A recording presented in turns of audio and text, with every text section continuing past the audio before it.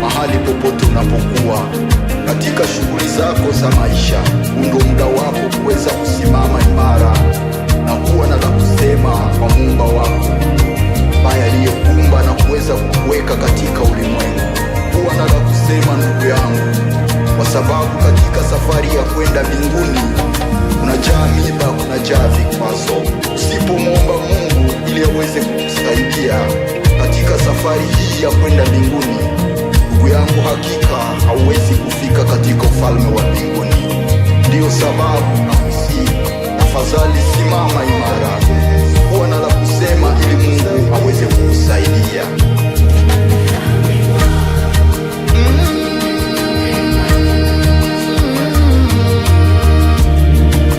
Yesu wangu, imeandikwa